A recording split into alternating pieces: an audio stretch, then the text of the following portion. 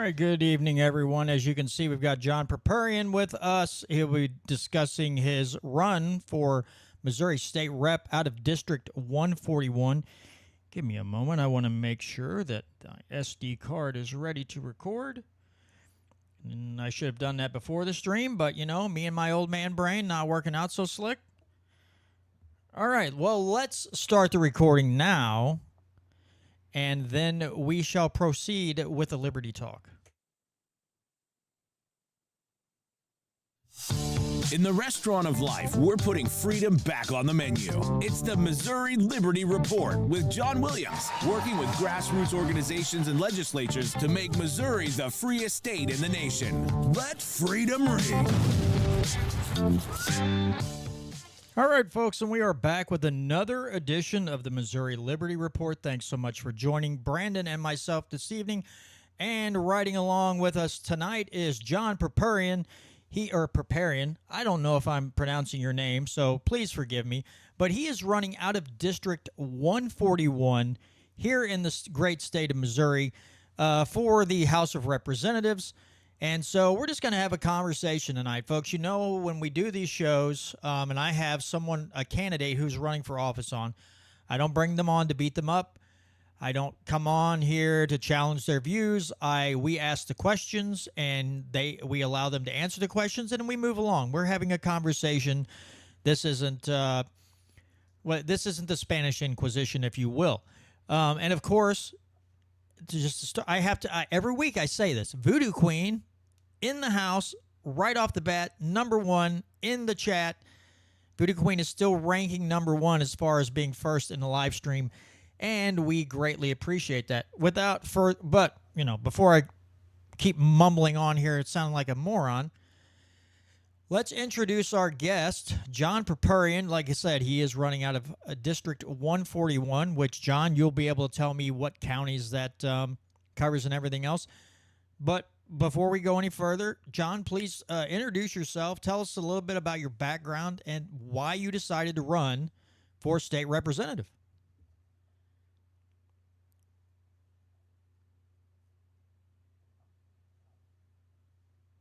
I retired back in December of 21 and moved out of New York State. I was working for a large water utility up in central New York for just over 33 years and moved down here because of the gun freedoms and lower taxes and just being less expensive to live. And, even being down here, it doesn't matter what state that you're in. It seems like our representatives are pretty much all the same. They don't really represent the people. They're taking money from lobby groups, PACs, special interests, and those are their priorities. And it doesn't seem like the taxpayers ever get a break. Yeah, you're definitely right. We've been looking for a break here in Missouri for a long time. I'll be honest. Up until about 2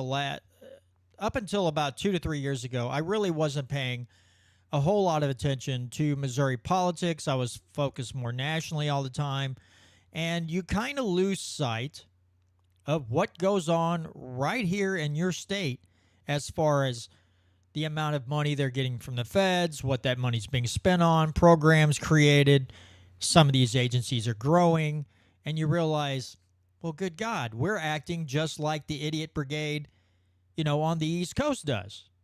The corruption, PACs, large lobbyist groups, they've invaded the Jeff City Capitol just as much as they have in Washington, D.C.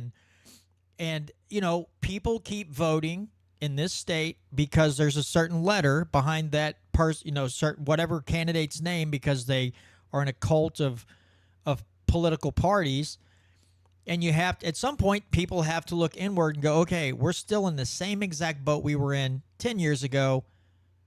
What's going on? And we can't just blame it on the other party. Maybe it's people in the party that I'm voting for too. But people have to start taking a look in the mirror and figuring out if who they're electing has their best interest in heart, or if the person they're electing is looking to climb the political ladder and score political points with lobbyist groups and the like, so they can start in the state and then move to the hellhole that is Washington, D.C. So what do you think about that, John? So, all right, while the cost of living is less here, when I went to purchase homeowners insurance, it was sticker shock. So it almost makes up the entire difference of what I was paying on my real estate taxes back in New York to what I'm paying here. The difference is I'm paying it in insurance instead of property tax. And you're right, when it comes to the letter next to their name,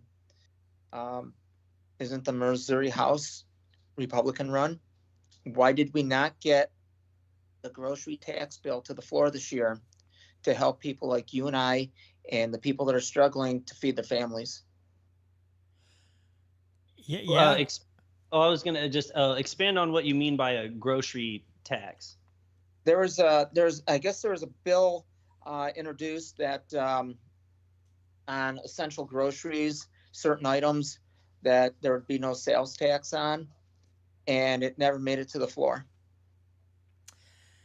And Brandon, just so you know, as you come on this show and join me every week, even though he is now running for Secretary of State, you're going to hear the name Dean Plocker come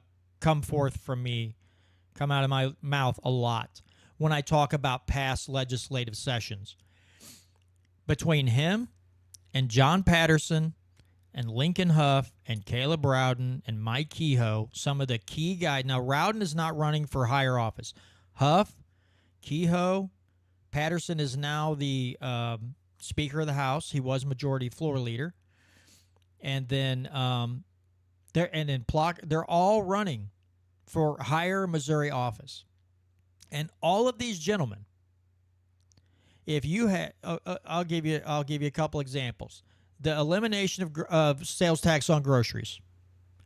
Oh, there's actually a member of the Missouri Freedom Initiative who used to live in Iowa, who moved to Missouri, and the first time he bought groceries down here was like, what's this? Iowa does not have sales tax on groceries. So the elimination of the sales tax on groceries, making gold and silver, the gold and silver being legal money, legal tender here in Missouri, bills like that, these guys, they don't want to hear nothing of it. And now they said IP reform was on their priority list, right? And, they just couldn't seem to get that done. They got a good bill to the Senate, and then not the Senate pro tem, but the person underneath the Senate pro tem, she took that bill, into her arms, and then they just killed it one day. It was gone.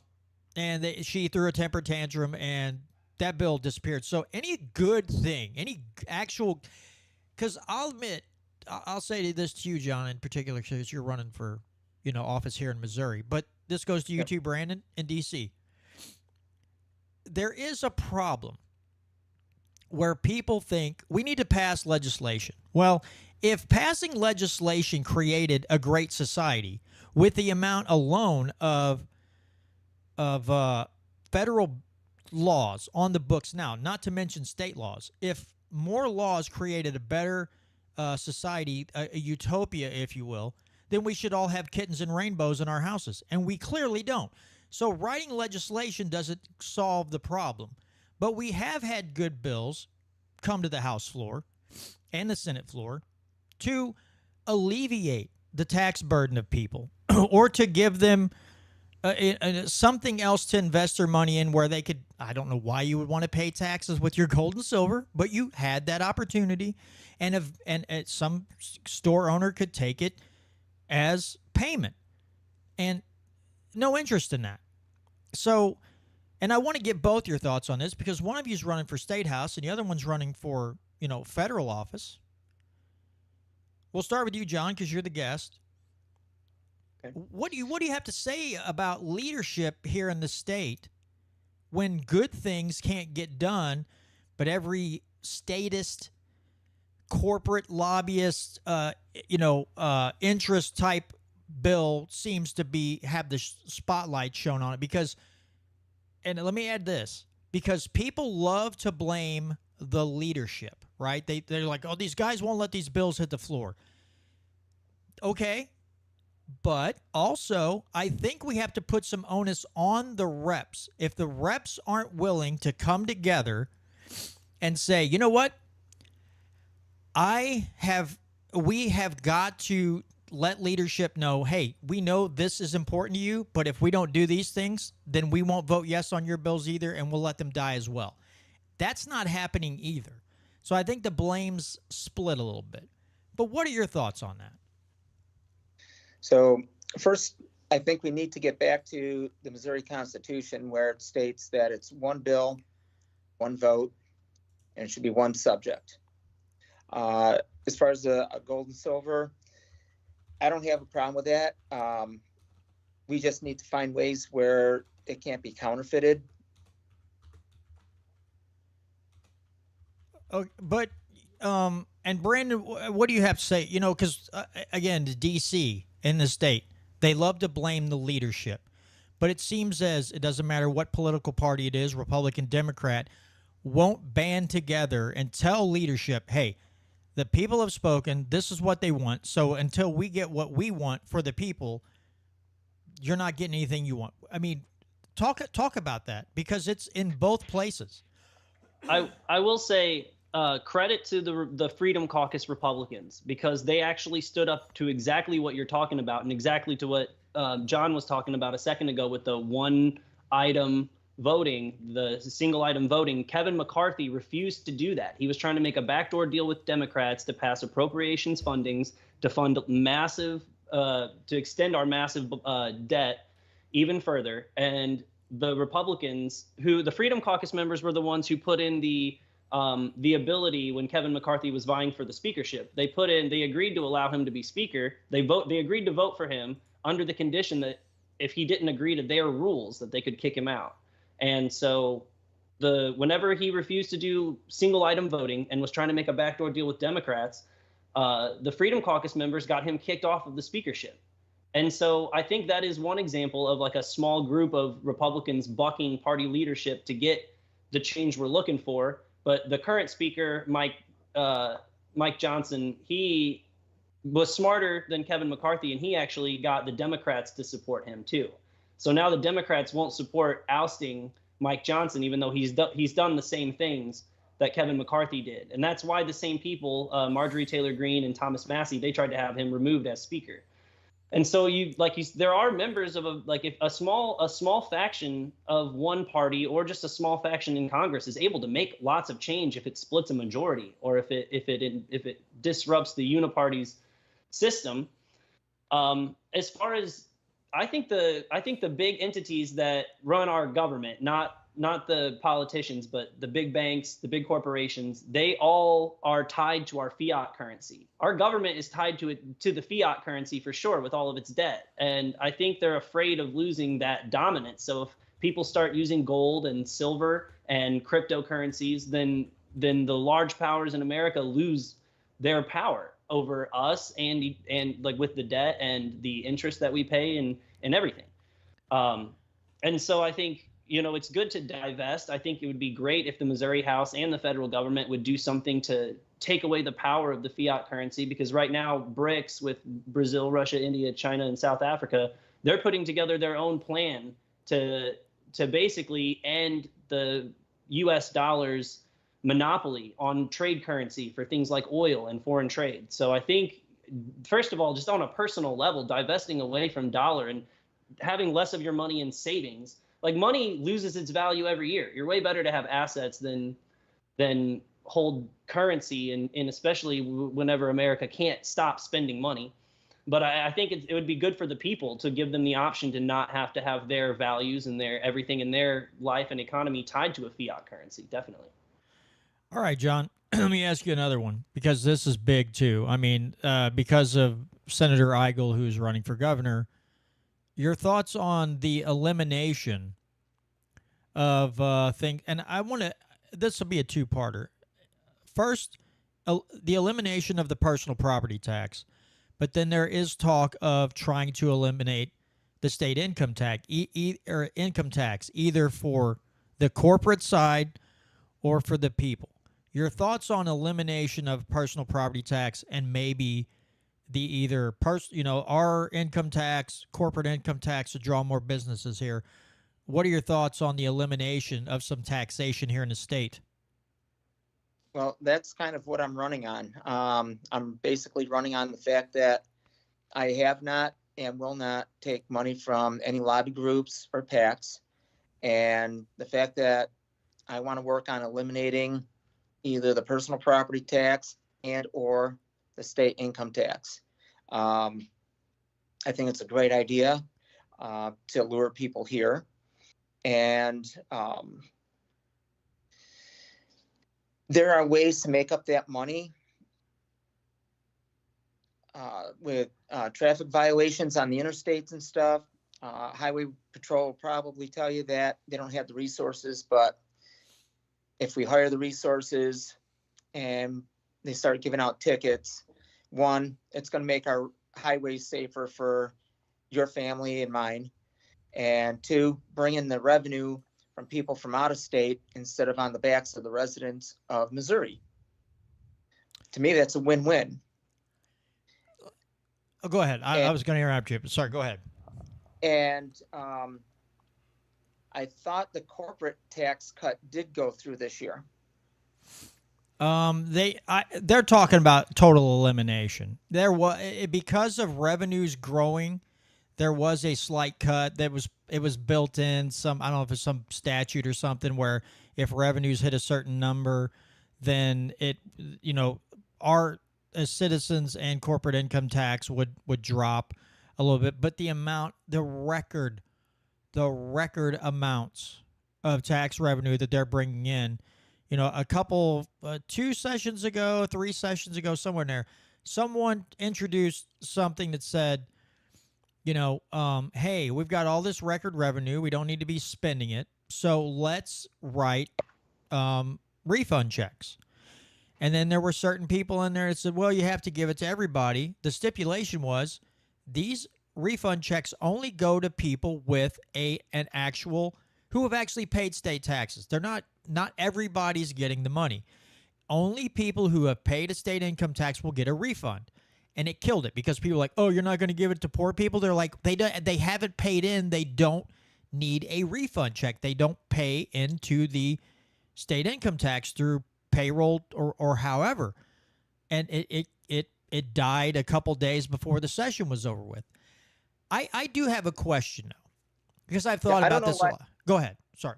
I don't know why people that haven't paid into it would expect that they would be entitled to that.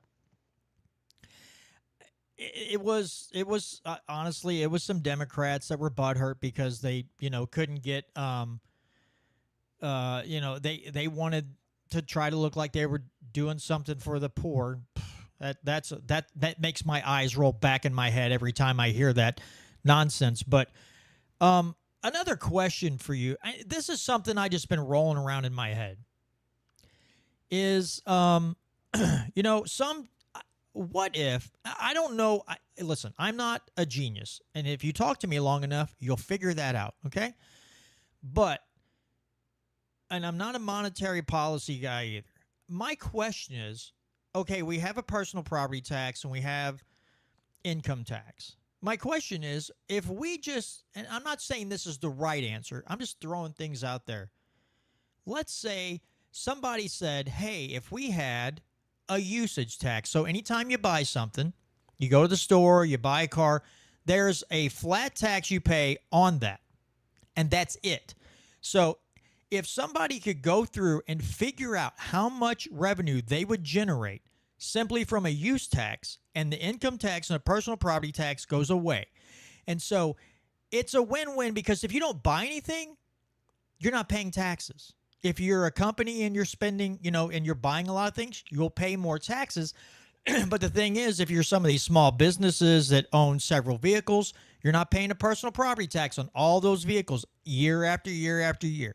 So my question is, And John, you answer first, and then Brandon, I want your opinion on this. If the state said we're going to, let's say, round ballpark figure, we're going to a 10% use tax, and the personal property tax and income tax is going away, and we figured out we can generate as much or more revenue from this use tax than both these things combined, what would you say to that?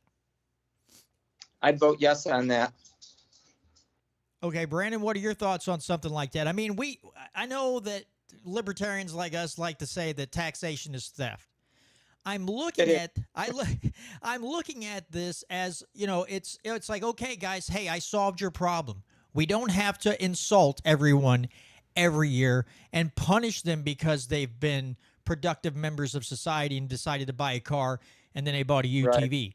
So, okay, we don't have to insult them, right? You give them a bill 3 weeks before Christmas and like, I thought you were buying Christmas presents, but now you got to save up for this bill too. And then you're not having those taxes come out of your payroll check. Brandon, what are your thoughts on something like a flat tax, not nationally, but just here in the state? Because I've heard that if the federal government did this, eliminated the income tax and went to a flat use tax, that they would actually generate more revenue that way than through payroll taxes. I don't think it matters at this point. I think you have to cut spending. You have to cut spending. It doesn't matter how you tax it or where you tax it. You have to, like you said, you could take every penny from every billionaire. You could take all of the wealth from every billionaire in America, and you fund the government for about 10 months.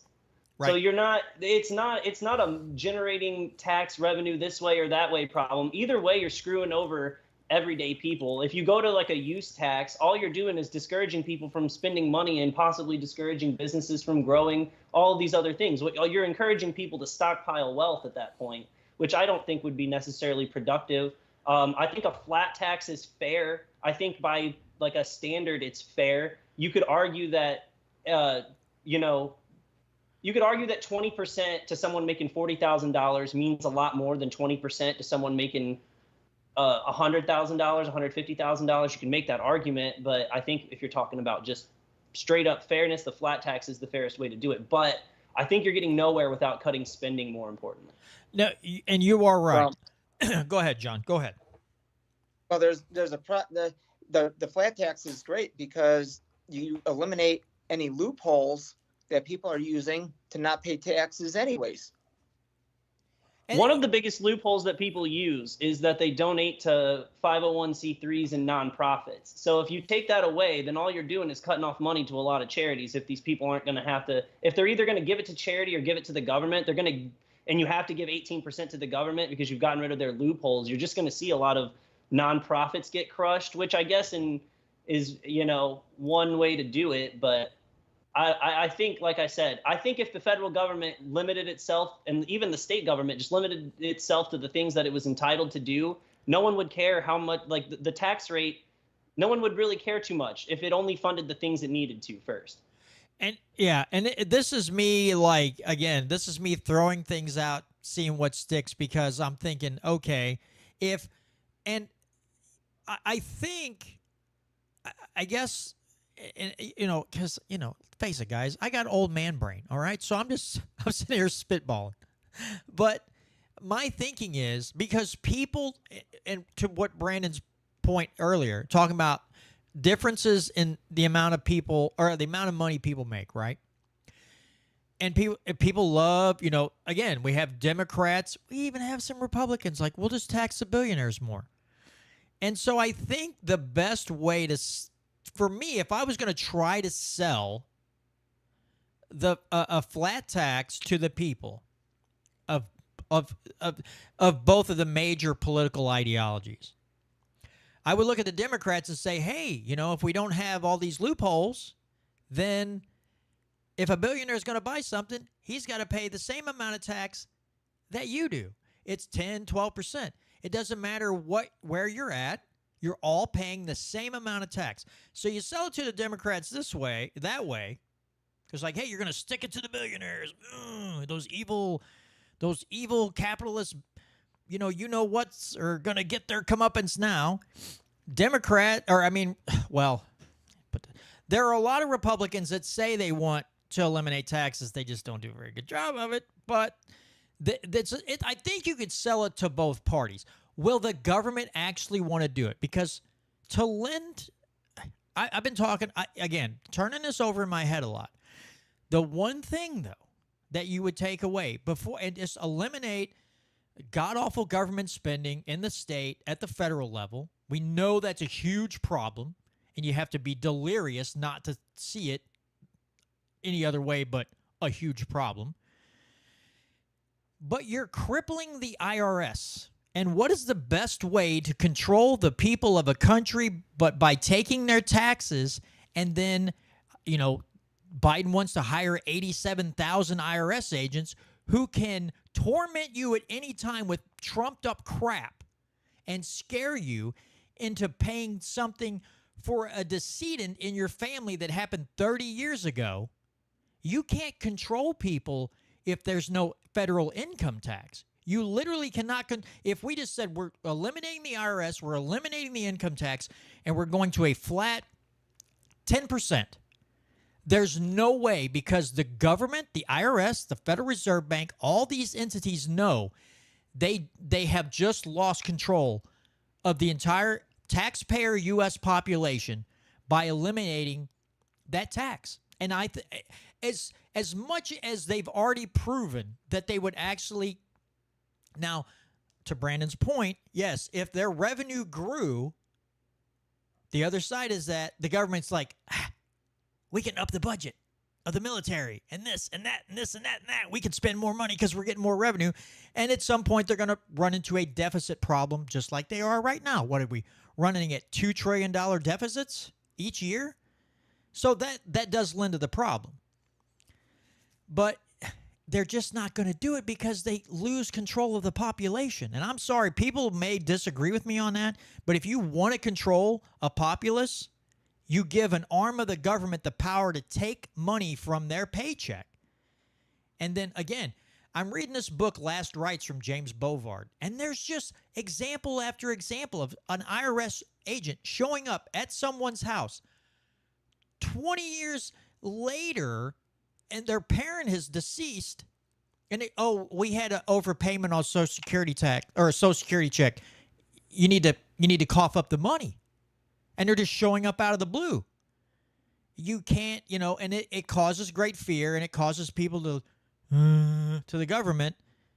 And so if you don't have that, and you have a population of people who get to keep more of their paycheck, it's kind of hard to get them to be dependent on you, buy their propaganda, and continue to back their stupidity and get trapped in this wedge of left-right paradigm and get them fighting over people like Joe Biden and Donald Trump like that's the two best people you can come up with.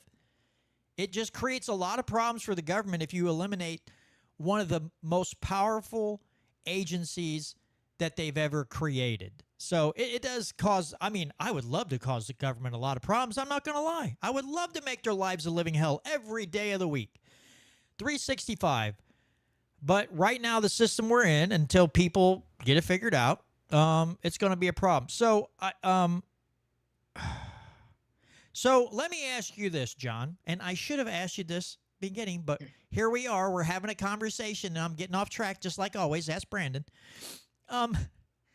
So what do you think, John, that the proper role of government is? Isn't it to protect its citizens and infrastructure?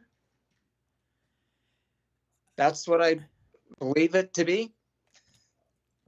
And, I believe it to be you protect the natural rights that are enumerated in the Constitution. You protect those rights, and yes, you defend our country from attack. You don't go sending people overseas to attack other countries because you don't like what they're doing. That's my opinion. Right. I know Brandon feels the same way.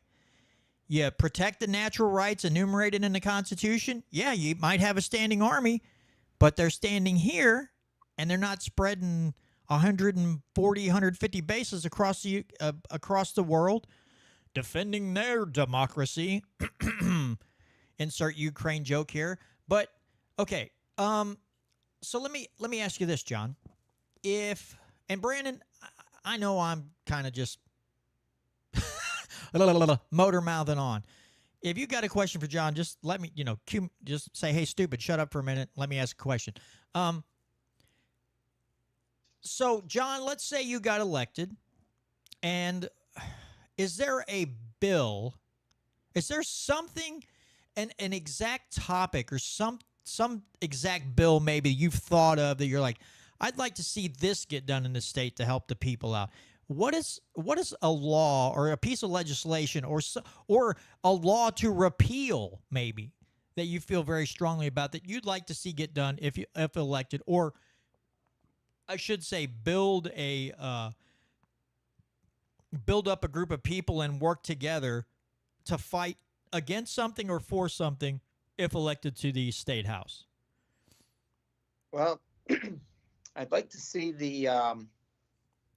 in an instance where, and I find it hard to believe that in Missouri they haven't already changed this, but if someone were to break into your house and you had to shoot them, you are presumed guilty until you can prove yourself innocent here in Missouri. And with the stand your ground laws here and the castle doctrine, I just find it hard to believe that our representatives have not put that through and gotten rid of that. So I mean, that's By ahead. presumed, oh, sorry, by presumed guilty before innocent, you mean that you're detained? Like if the suspect is found dead inside of your house, they'll detain you inside of your own house, and question you or arrest you, or I'm not really sure how that works, but all I know is that you are presumed guilty until proven innocent. Let me add to that. There are cases where you are taken to trial, and the basis of the court system right now. So, Brandon, let's say, God forbid, somebody kicks your door in and you put two hot ones in them, okay? And they're like, well, this looks a little fishy. You could have not shot him. And let's say they go ahead and they want to take you to trial. So right now, as it stands, you have to inject self-defense into the case. There was a bill 2 sessions ago that someone brought, and it was called the enhanced, or it's something like the enhanced stand your ground bill, right? So what this bill would have done, it's like, okay, same scenario. Somebody comes in your house, you put two hot ones in them, you drop them. Now, if the courts or the law says, okay, well, you're going to trial for this, it put the onus on the state. The state had to inject murder into your trial. They had to prove that you didn't commit murder or that you did commit murder instead of you, the taxpayer, the law-abiding citizen, having to prove that you plainly just used self-defense in the case. That bill was very popular I don't remember if it was 2 or 3 years ago now. I want to say 2 years ago. The bill was very popular. One of the guys in the Missouri Freedom Initiative asked then Speaker of the House, Dean Blocker, if that bill was going to hit the floor. And Dean Blocker told him that bill will never see the light of day. And he said that it basically, he made it sound like, well, the state, that puts a lot of pressure on the state. And he's like, okay, who's got more money in the court system, in the system that is built?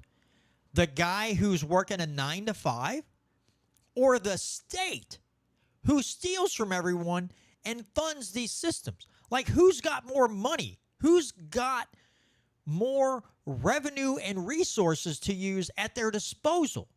It's the state. So yes, the state should be the one having to say, we're going to try to find, we're going to inject murder into his trial, even though he's saying self-defense. It was the dumbest argument you could make, but that's what So John, I don't know if you're aware of this. Brand, you may not be aware of this either. Dean Plocker, we affectionately call him Plocker the Blocker, because every good bill that you could bring out that would help Missourians, again, alleviating some tax, giving some tax relief, something, no interest in that.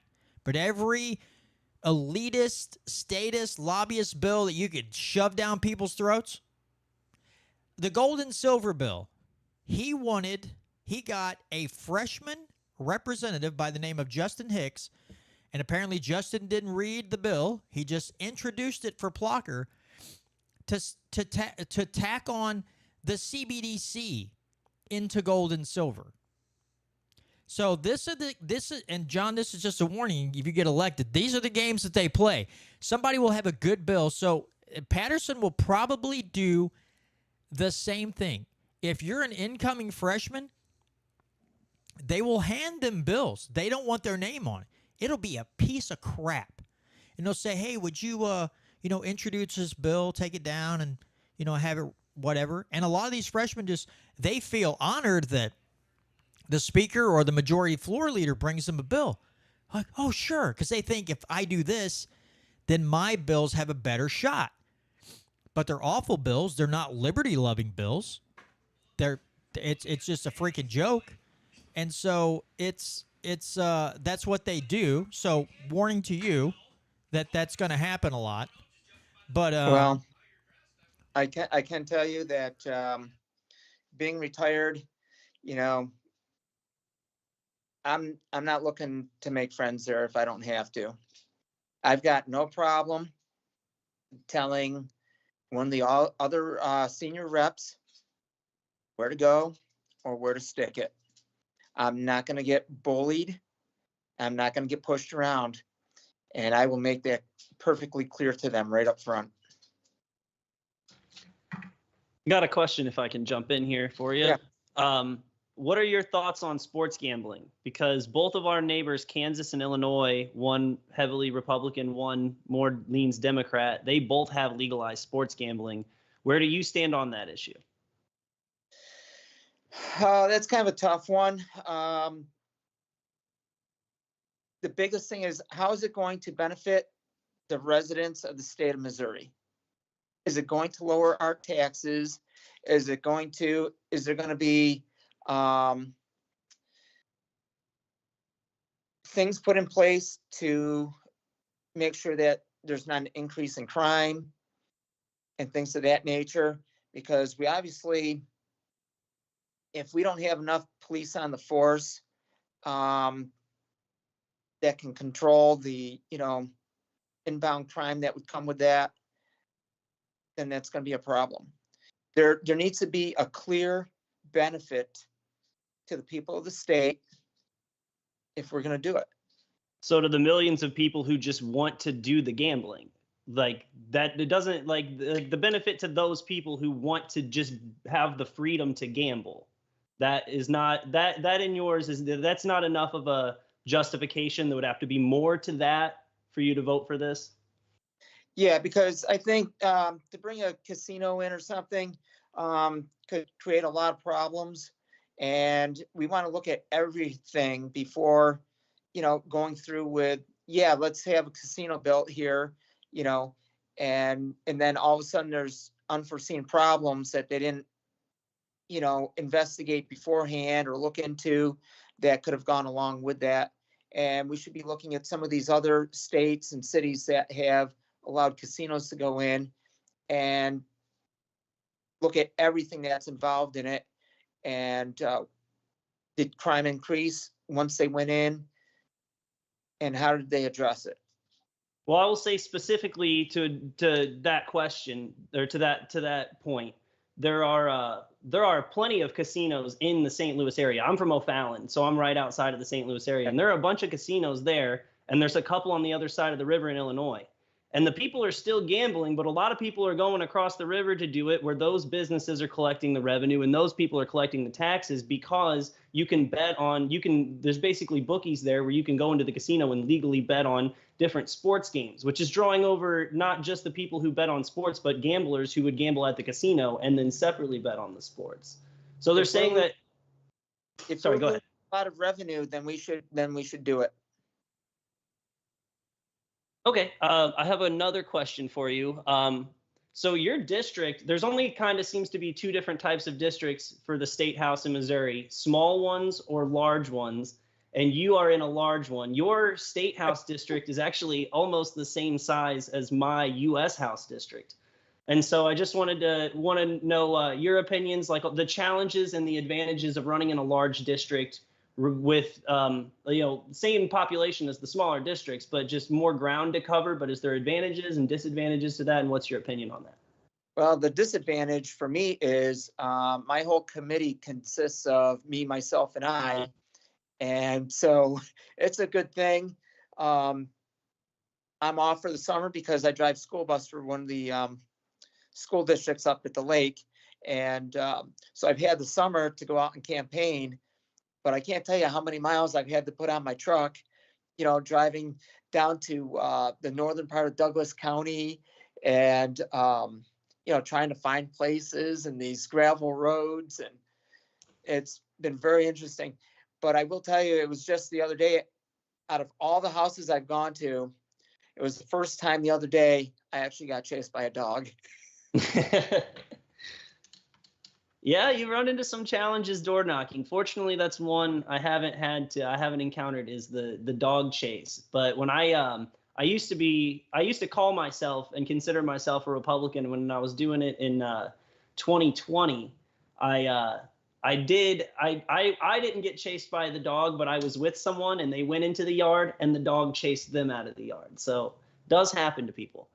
I will say that out of all the doors I've knocked on, I've maybe only had maybe 5 people be rude to me out of all the doors I've knocked on. But yeah, I see. I tend to get the same thing when you're in person. Not a lot of people are willing to be outright rude. I've had a couple people just tell me like, "I know who I'm voting for, no thanks." But I very rarely have anybody just tell me off or say anything super negative. So there's a couple of, and on the August 6th ballot, there's a couple of ballot initiatives going out to everybody, and I wanted to get your opinion on them. The first one is constitutional amendment if for child to eliminate an exemption for property tax on child care services. Your opinion on that? I just heard about that on the news again tonight. They brought it up again, and I don't know a whole lot of what it's going to cost the state to do that and what the advantages are. But if it isn't a big tax burden on the state, I mean, I see that since I've been here for the last 2.5 years, I've seen a bunch of state programs go into effect. One of them, they said on the news, was $4 million. I think there's some programs out there that probably need to no longer receive state funding, and we can fund some of these other more necessary programs with that money. So yeah, I mean, if it's going to help parents get to work, if it's going to help more daycares to open, safe daycares, and encourage more people to go back to work, yeah, I'm for it. So I'm not trying to argue with you in any way, just playing a little devil's advocate here. Some people would say that favors, that's giving preferential treatment to certain businesses, and that it just in general that's not fair. What would you say to that argument? Well, we're doing what we can to, I mean, childcare is a big problem in this state from what I've heard over the last 2.5 years. And, when it costs somebody, if you have 2 parents working and it's costing the amount of what the one parent is making just to have their child in daycare, you kind of think, what's the sense?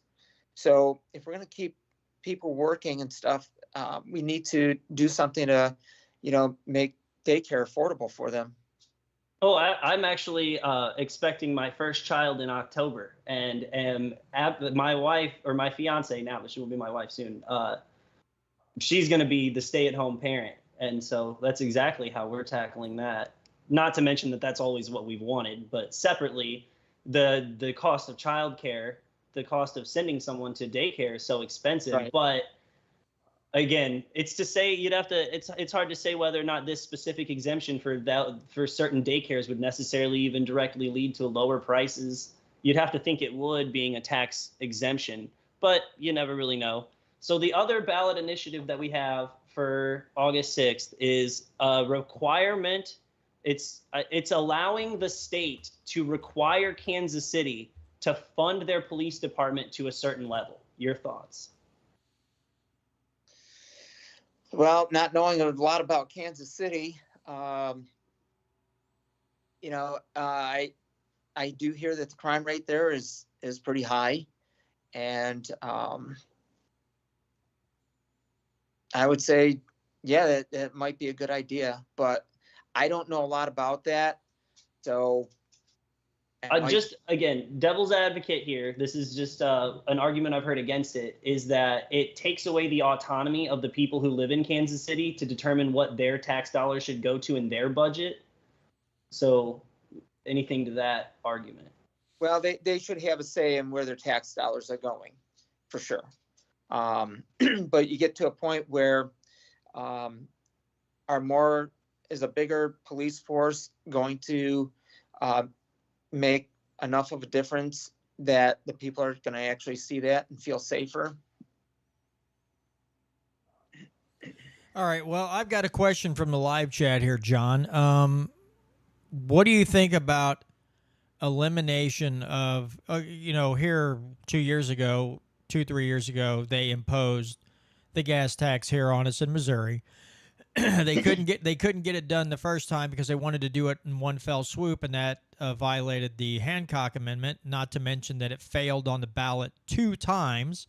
So our ingenious lawmakers decided to, run this bill, and then you know what else we'll do? We'll do it in 2.5-cent increments for 5 years. And then they held the Second Amendment Preservation Act hostage until they got their gas tax through the Senate and on to the governor's desk. But would you be for getting rid or repealing the gas tax? And I'll add something in here just to let you know. The first thing they did, once they got enough money from said gas tax increase, the first one, is give people in MoDOT a pay raise. Did it go to the roads and bridges? No. Certain higher-ups got a pay raise. So with that, all that information in front of you, would you be for repealing that gas tax and just saying, live within your means, folks? Oh, absolutely. So before I retired, the year before I moved down here, I would listen to a morning radio show out of Springfield every day. And one day they're talking about this gas tax going into effect. And I'm like, what? I'm leaving New York State for a reason. I'm not trying to move back to New York State. What are they doing? It's supposed to be a Republican run state. And here they are introducing more taxes. Yeah, I thought it was nuts. So, yeah, I would be for repealing that. And I was on part of I-44 today, and I didn't see where any of that gas tax was used. Yeah, in fact, so they did the gas tax, and then last year, or this last session, whatever, Parson, our outgoing governor, decided he earmarked $2 billion to add a lane onto east and westbound I-70. So, leave all the gas tax stuff alone, which is supposed to strictly go to roads and bridges. They earmark another $2 billion to add a lane. And here's the thing, guys. It is vomit-inducing, to say the least. When you get on and you get on YouTube and you see Scott Vaughn and This Week in Missouri Politics, and he's talking to Parson about, or Kehoe about this. Oh, this would be great for all the truckers going through the state, and this will, all the traffic coming through, because, we're in the central, we're in the middle of America, and we got all this tractor trailer traffic. Yeah, well, no kidding, Sherlock. What was your first clue? Duh. You ever been down 70, stupid? It's plain as day. It's busy. There's tractor trailers galore. But again, we increase the taxes on the people, and then you're getting record tax revenue that's going into the general fund. And instead of your first thought is, hey, maybe we should give some of that money back. Nope. We're going to take $2 billion and we're going to throw it at I-70. Oh, by the way, also in the budget, we're going to spend millions of dollars building a park over I-70 in Kansas City. But when a trash company, I want to get your thoughts on this too. When a trash company wants to put in another landfill, and they're going to do it right across the street from a school, and one senator had one other senator stand up for him. Everybody else didn't stand up to say, this stinks to high heaven, literally and figuratively. And so said senator put something in the budget. I don't remember how many hundreds of thousands it was, but it was a way to stall things. It was like, okay, let's do a study to find out what the impact's going to be on the neighborhood around it and the school if we put a landfill in. And guess, the governors have the ability to line item veto. Guess what he vetoed? He didn't veto and didn't fight against a trash company that wants to put the landfill across the road from a school. No, he line item vetoed the study money. Now, again, nobody wants to see the budget spent on weird things, but I applaud the guy's effort. He was trying to stall for a year or two, and the governor's like, no, you don't. So let's build a park that costs millions of dollars over the top of I-70 by Kansas City. And then also, it would be really cool if you put this big stinky pit right across from a city school, because, that's what small government so-called conservatives do. I swear to God, most of these Republicans and almost every Democrat, my good friend Trish says everything government touches turns to crap. You know what? It's for the most part, it seems like she's pretty dead on. Now, I don't know. Would you guys have an objection? I wouldn't mind paying a little extra tax, maybe. Shipping our garbage to states like California, Illinois, and New York. It is a humorous thought. I'm not gonna lie. Be like, hey, if even if the trash bill, it's gonna go up $7 a month, but your trash is going to California, to be like, bro, I'll pay $14. I ain't even gonna lie right now. I'll pay $14 extra a month. I hope you airdrop it out of a C-130. People are just standing outside protesting that you didn't save all the snails, and suddenly there's 2 tons of rotten banana peels and apples and oranges and all kinds of dirty diapers just falling from the sky. Nothing would amuse me more. If only it was that simple, John and Brandon, for that part. Well, I can't tell just if they were to dump it on the New York State governor's house. No, they're in Maryland Heights. I don't know if you know about this, John, but in Maryland Heights, it's pretty famous in Missouri. There's a landfill that they built on top of a nuclear waste facility, like a nuclear waste site. And now there's a... Do what? That's always a good idea. Oh, yeah. Well, it started smoldering and burning this trash, and now it smells for miles. And there's this giant bridge that a lot of people use to get from St. Louis County to St. Charles County called the Blanchette Bridge. And every day in the summertime when you drive by it, it smells like liquid garbage. It smells so awful. So you definitely need to, why would you want to, putting a landfill next to a school means that all these kids have got to smell all that stuff and all of that. What are the health? Has anybody even thought of that? Does anybody sample the air? Probably not. I will say this. There have been U.S. congressmen from our state who have fought to get, earmarks in the budget to do something or more funding to clean it up. and no one seems interested in it. It's just the people that live that are, are representing districts in that area. They have a couple of them had said, "Hey, can we get some more money to like clean this up?" It's literally radioactive waste slowly burning. So, yeah, I think it would be interesting and, just a little interesting if there were health studies done to say, okay, pre whatever, what were the cancer rates in this area? And now we know we have radioactive waste that is slowly burning up below the ground on top of this, and there's trash above it. And what are the cancer rates and other illness rates now? Now, we probably won't ever see that because the government was probably like, yeah, go ahead and bury it in the ground. It'll be fine. Who cares? It's just radioactive waste. No one's ever died from that except for Hiroshima and Nagasaki, maybe. That was and 3 Mile Island and everything else. There was just fine. It's fine. No big deal. Humans evolve, don't you know? At some point down the road, we'll probably be all immune to radioactive waste because we're strong Americans, and Americans just stand up and they take charge and they're evolving and they come together and all the stupid propaganda that you hear. It's ugh. Isn't that the Captain America origin story you just described right there? It could be. Oh, okay. This has nothing to do with what we're talking about right now, and I get it.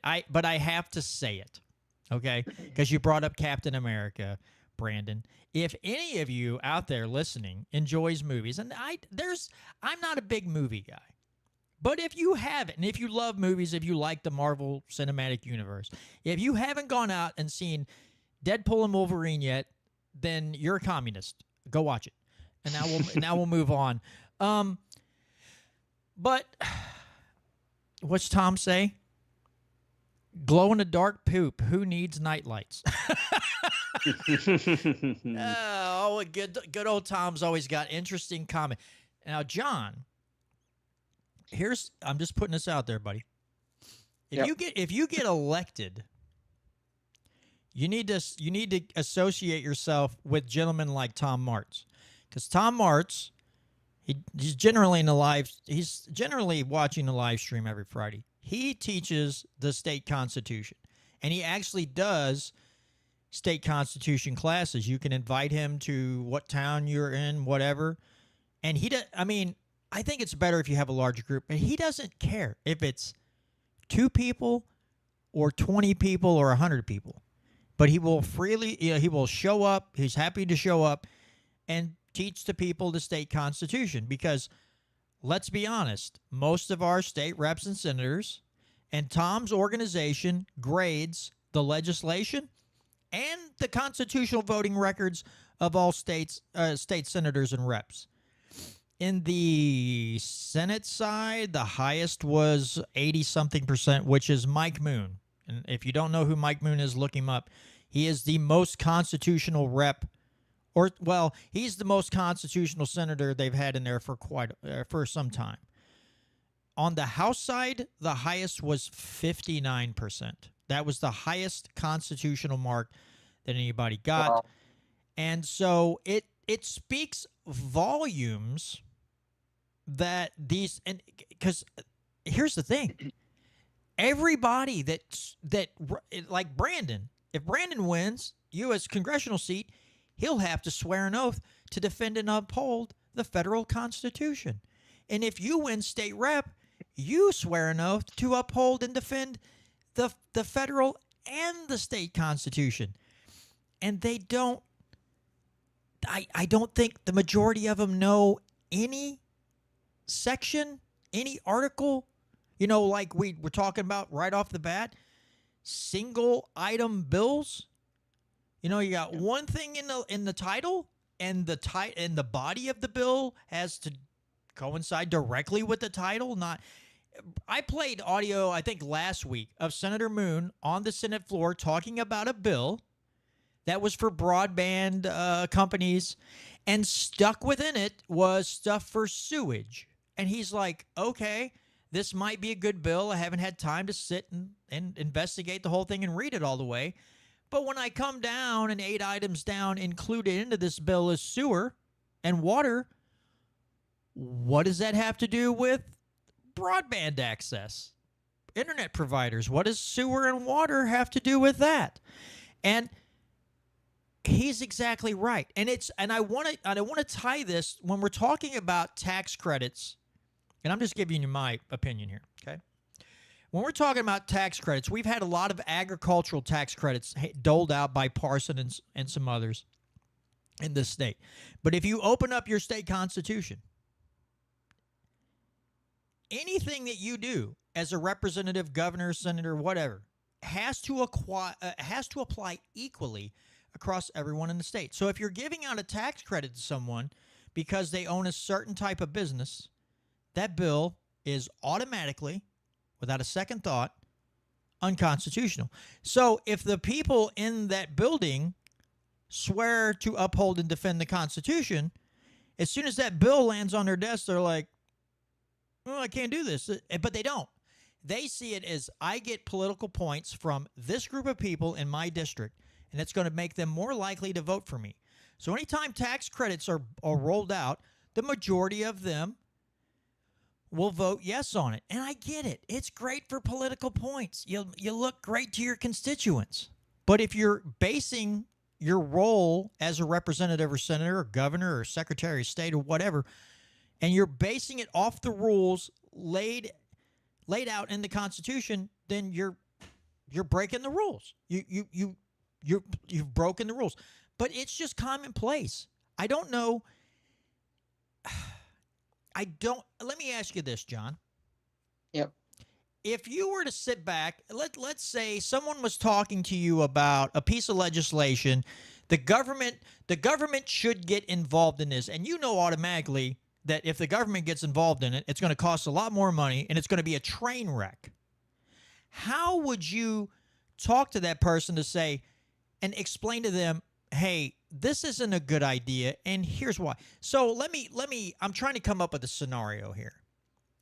Let's say the government of the state of Missouri decides it wants to start a new agency that's dedicated to, I work for a transformer company. So it's dedicated solely to the production and overseeing and regulating the production of single-phase and three-phase transformers. And somebody's like, yeah, we need to keep an eye on those disgusting transformer companies. And you were like, maybe we need to tap the brakes here. How would you explain to that person that maybe if you saw it, if you were against it, how would you explain to that person this is not a good idea? How would you lay that out for them that you need to rethink your priorities here? Well, first off, I don't know of any state employees that are usually smarter than the engineers working for a company designing that kind of thing.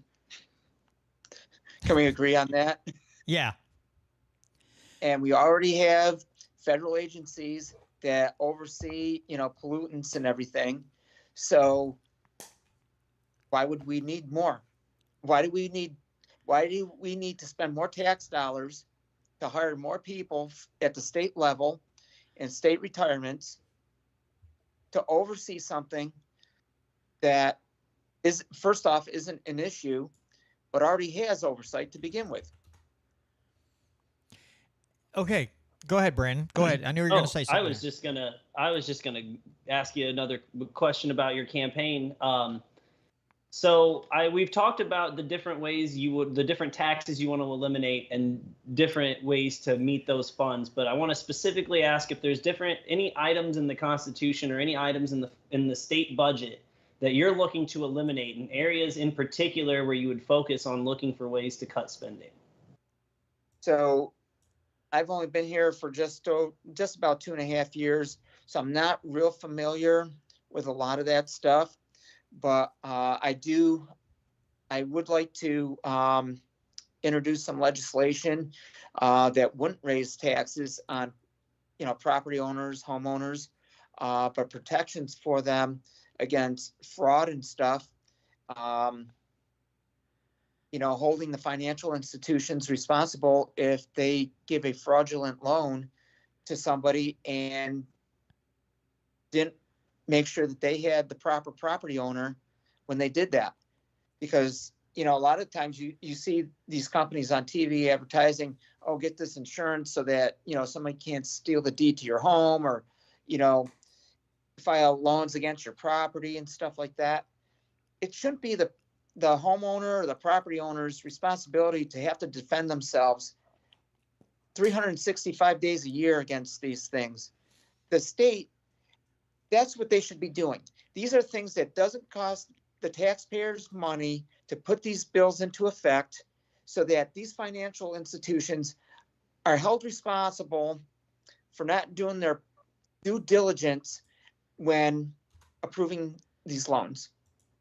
So this is less to do with state politics, but I'm going to ask the question because it's always intrigued me, and I guess I just want your more of an opinion on it, someone else's other than mine. Payday loans. Some people view them as predatory in nature. A lot of payday loans are used to pay off other payday loans, but other people view it as inhibiting two people from engaging in an agreement, two people from willingly engaging in a contractual agreement, which is the basis of capitalism. So where do you stand on payday loans in particular? Are they similar to you bring in your title to your vehicle and you can get money for that if you need money? It's kind of like that, but it's not necessarily tied to any asset. First of all, they'll verify that you have a job, and then they'll give you the loan. But after like a week or 2 weeks, the interest rate skyrockets to like 20 or 25%. So if you don't pay it on payday, then you end up paying skyrockets. And a lot of people end up getting payday loans to pay off the original payday loan, and then it builds in a cycle. And I think they're trying to prey on people that have financial hardships going on. And I don't like it. Sure. One more question I have. I think this is the last of the questions that I think I had somewhat planned. I'm a big, I'll just be upfront with you. I'm a big advocate of Defend the Guard in Missouri. It was on the bill. It was on the floor last year. HB 1521, I believe, was the name. And basically, if you're not familiar, Defend the Guard means that unless the United States Congress has declared war, which we haven't done since like 1942, if the U.S. Congress has not declared war, then the Missouri won't send its National Guard members overseas into combat areas, because it's already been ruled by the Supreme Court that you can send them overseas for training purposes, but there's never been a federal ruling on sending troops into a combat zone. And so there was a bill on the floor brought to the Missouri floor last year, specifically stating that unless Congress declares war, that we won't send Missouri National Guardsmen overseas into combat areas. Where do you stand on that bill? Yeah, we shouldn't be sending them overseas. And I don't understand why we'd have to send them overseas for training anyways. We don't have training facilities here. We train Navy SEALs and Green Berets in our country. We need to send them overseas for what? No, we should not be sending our Guard units over. And then speaking of the Guard, I'm just a follow up to that. Where do you stand on sending Missouri National Guard to the southern border to protect, to stop illegal immigration? Well, I actually have a friend that is down in Texas on the border. He's a Border Patrol agent, and I talk to him almost daily. The Guard units down there, they really can't do anything. Their hands are tied. So to send them down there, I mean, yeah, it sounds great.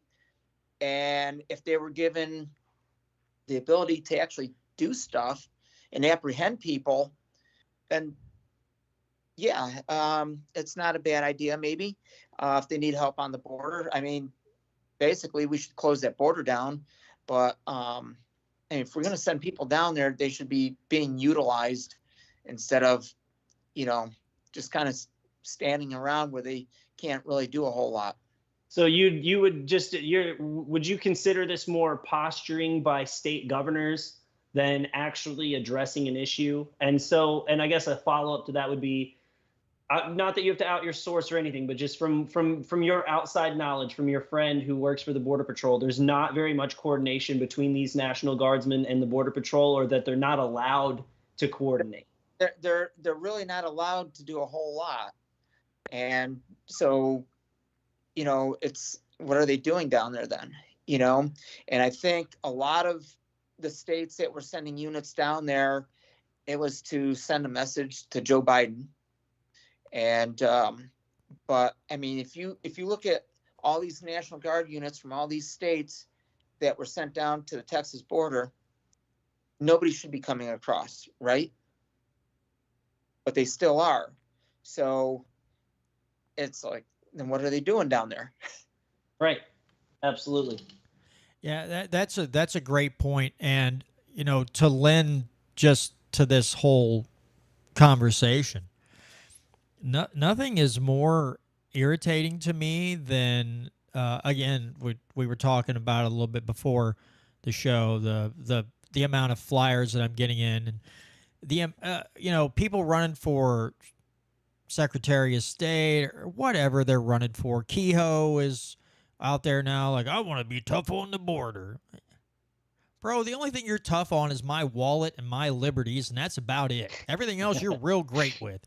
You love being a rhino. You love taking money from dirty sources. The hardest thing you ever come down on is my wallet and my liberties. But I keep getting flyers on Dr. Bob Onder, and one flyer says, "Oh, Trump is back, Dr. Bob Onder," and then another flyer says, "Oh, he was horrible to Trump in his first term," and what's bugging me is we have people running for our state governor here in Missouri, and they're talking about the border crisis.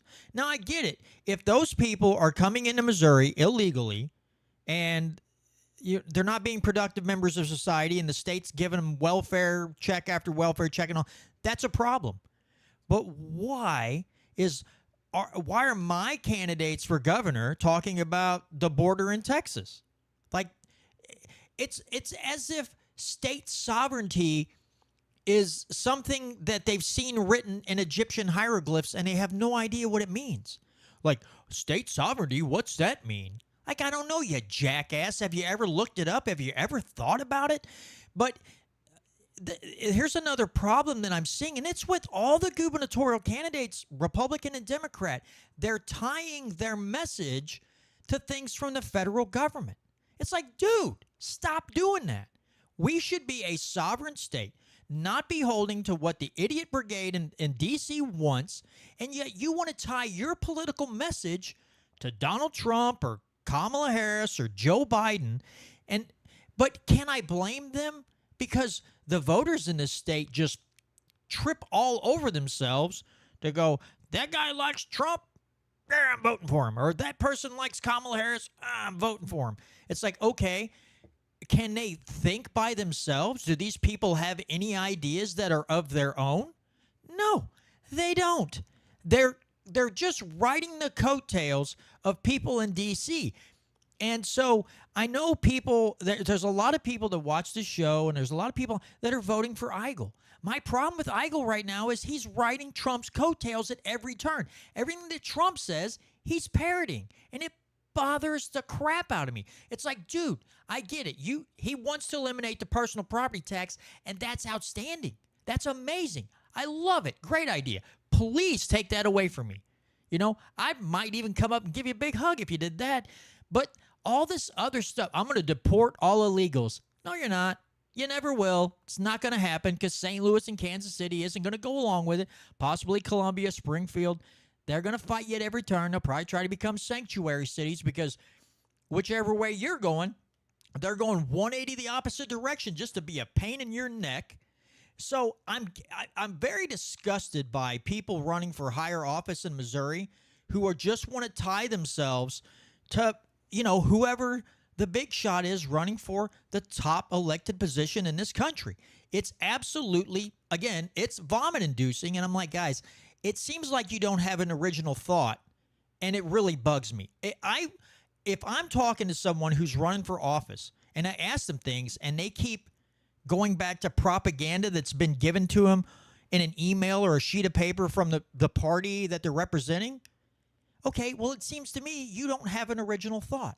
How can I trust you that you're not going to bend to the political will of your party, that you won't be principle over party? You might be a little principled, but the party's still going to have some sway on how you push for certain legislation. And it really, really bothers me. So and Catherine Dreyer, who's in the live stream right now, and her friend Kirby Lane had a show called, oh my God, I am a horrible podcast host because, oh my God, Catherine's going to murder me for not remembering the name of her podcast.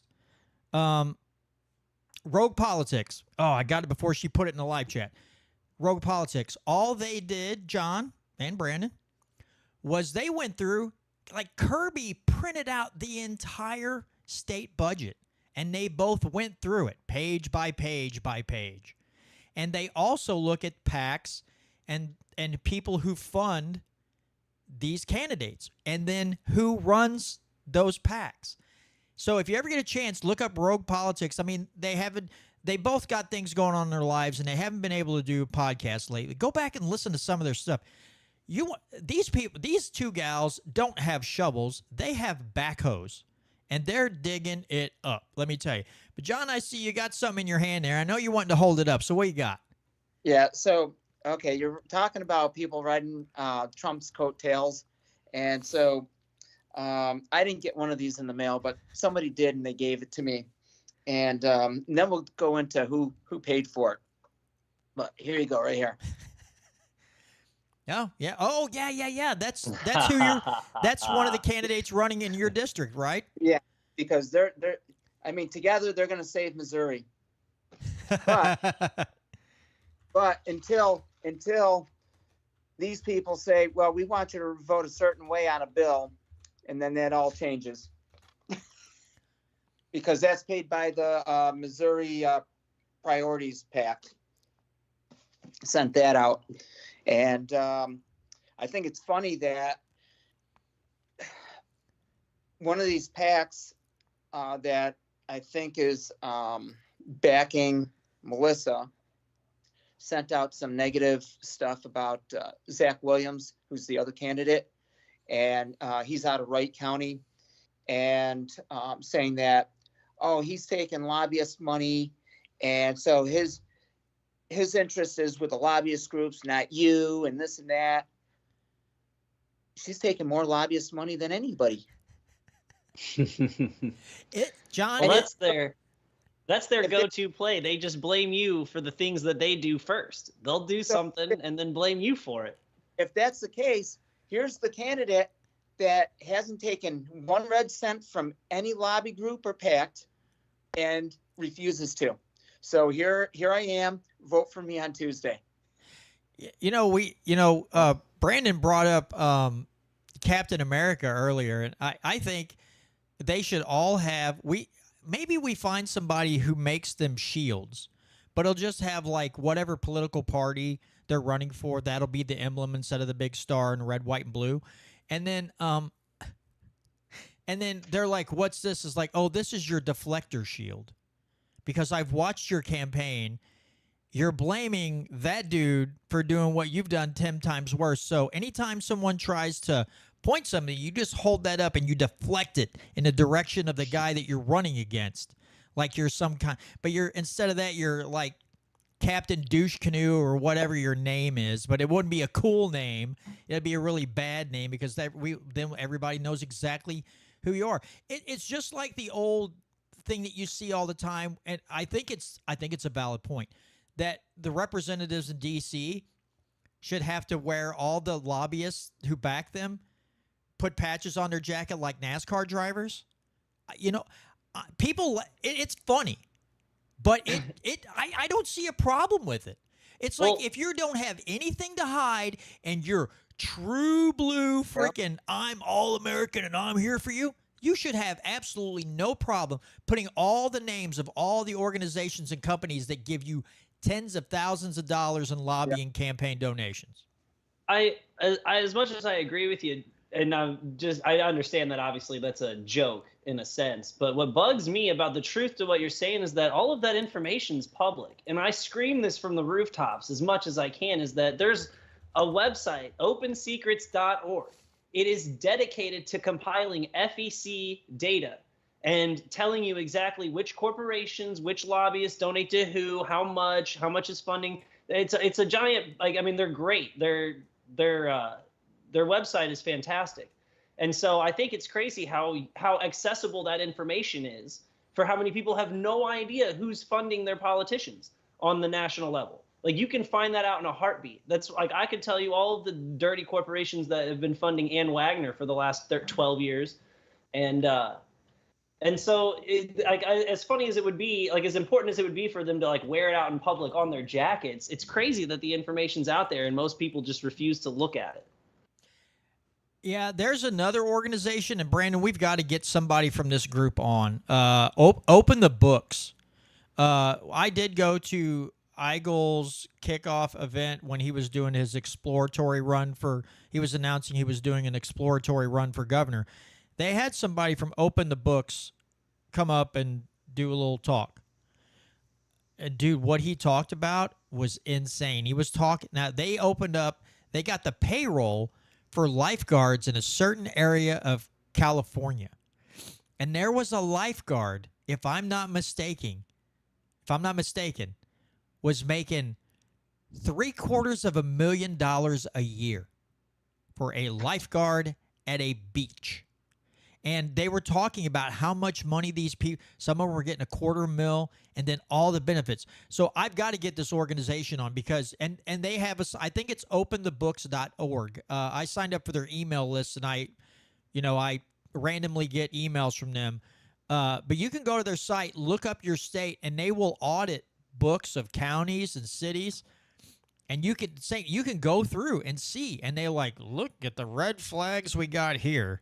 Like, you want to talk about red flag gun laws, like, their state flag's going to be a red flag if they're not careful because the whole thing stinks to high heaven. But, yeah, that's another group or somebody from that organization we got to just I haven't looked up Missouri yet. I'm afraid to because I'm not on blood pressure medication yet, but I could be after all, after I get done reading all that information and looking it up. Well, we got a couple people checking out here. So Voodoo Queen and Catherine are calling it a night. Good night to both of you ladies. Appreciate you being in the live stream, and hope you have a great weekend. But we'll continue on. We still got 37 minutes and some change to go. Brandon, what you got?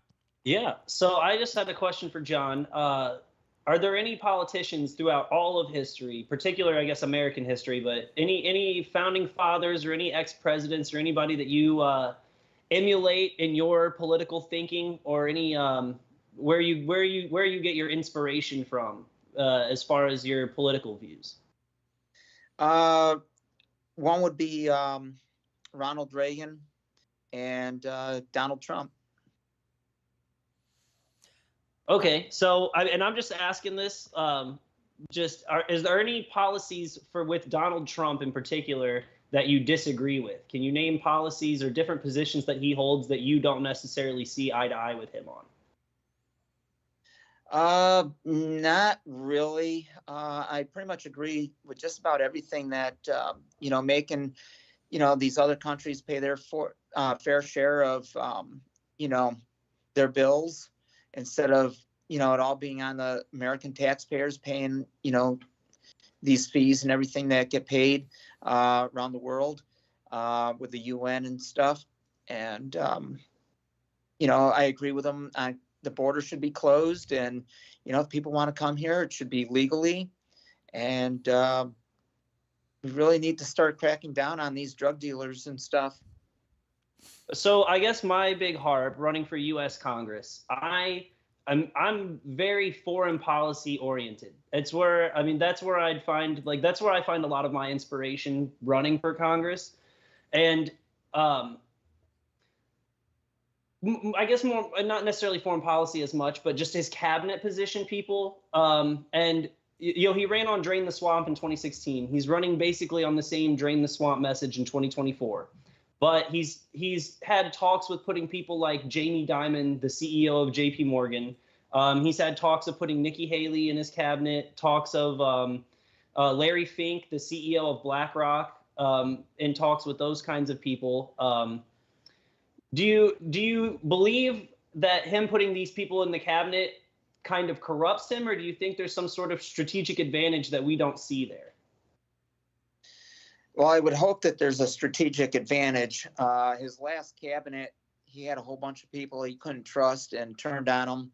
And I hope he's a little smarter this time with picking cabinet members so that they're not, turning on him like they did. I'm not real familiar with the people that you just named, but he needs to be careful of who he picks. Sure. Just like I think there's probably close to like the top 500 people in the alphabet soup categories, the ATF, the FBI, the IRS. Get rid of them and then bring in people that can be trusted and uphold the Constitution. So you think those agencies can be reformed? They just need top-down overhauls? Yeah. I mean, if he starts getting rid of these people that, think it's okay to come after the American people because, hey, you bought an oil trap at a gun show or something or online, next thing you know, the ATF's knocking on your door. It's a problem. Oh, absolutely. I've been to several gun shows this year alone where they talk about, everybody under this current administration especially is worried at these gun shows that they're going to lose their right to private sale on firearms. And so, and not even necessarily by legal action, but just by crackdown on ATF, making people too afraid to do it. Because what I've heard is that they want to retroactively go after people once crimes have been committed with the guns that they've sold. And so, obviously that's just you selling, and like if I sold you a broom and you wouldn't beat someone over the head with it, you couldn't get me in trouble for selling you the broom. It's the same concept with the firearm.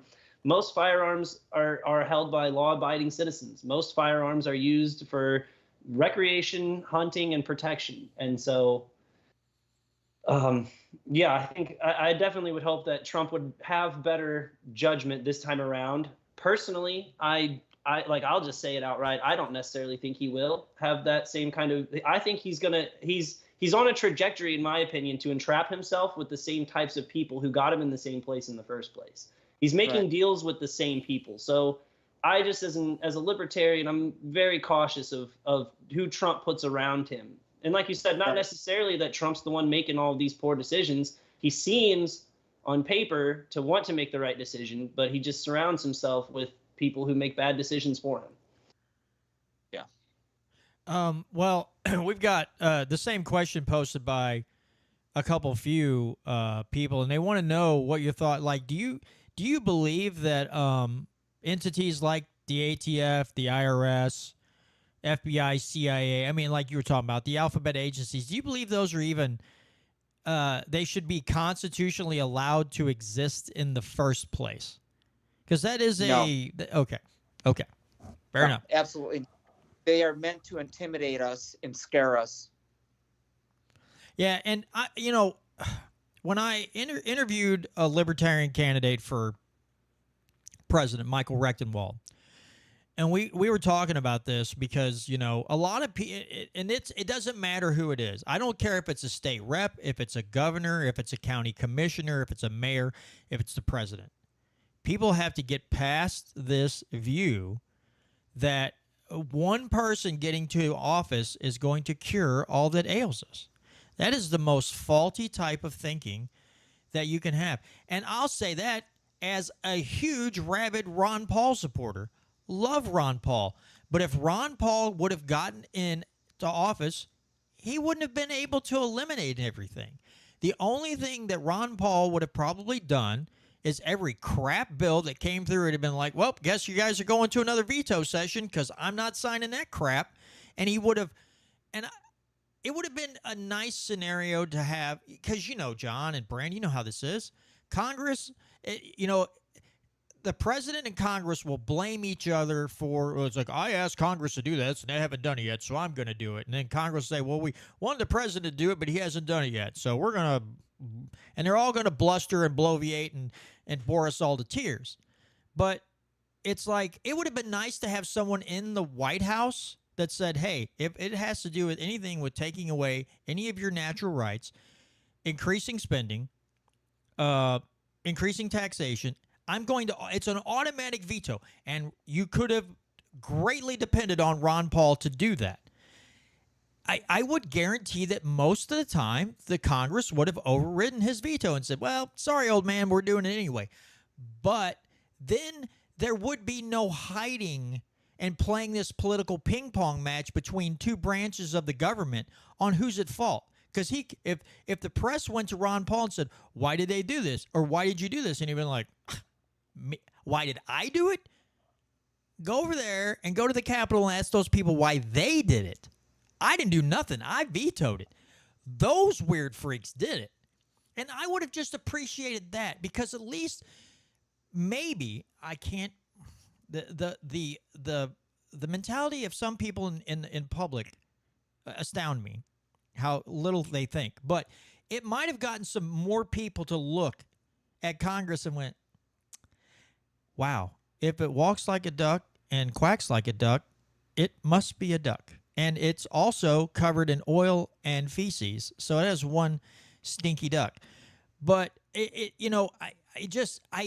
I have a problem with people, again, the riding the coattails of these presidential candidates and seemingly cult-like worshiping of them, no matter what they, like Trump with his red, he was fine with banning bump stocks and red flag laws and stuff like that. And the people just ignored it. And I'm like, well, if he's a really concerned, and it doesn't matter if it's Trump or if it was Mike Lee or if it was Chase Oliver, and they come in and you're like, oh, we got a person who knows his, role he plays in government, and then they turn around and start violating natural rights. And you should automatically go, hey, I got a question. I thought we weren't doing this anymore, and you're doing it. Why? And they don't. They just gloss over it and pretend it didn't happen. It's like, okay, and you think the country's going to change course.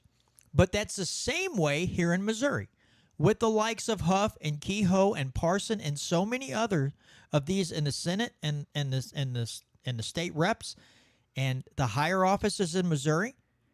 It's the same way. They do things and people just go, huh, I didn't see that. And they might as well be horses on a track with the blinders on.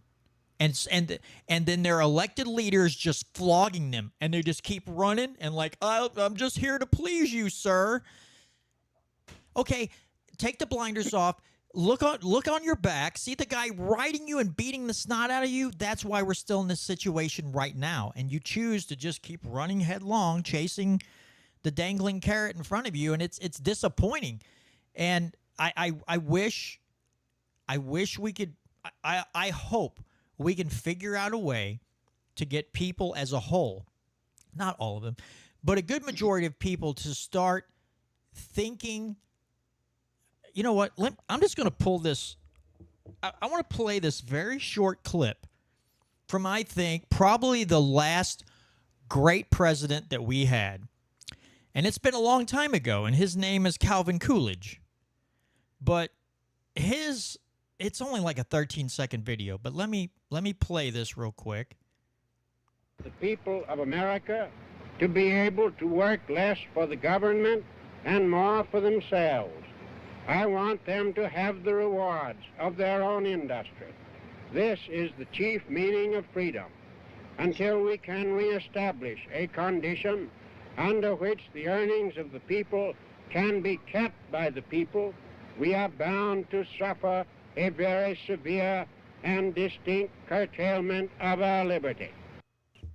I don't know how you could put it any better than old Calvin Cool Man Coolidge. If you can't keep your money, if you can't keep your earnings, and we talked about this earlier, How do you expect to be free if the government can go, we're running a little short this year. I'm going to need some more of that. How can you be free?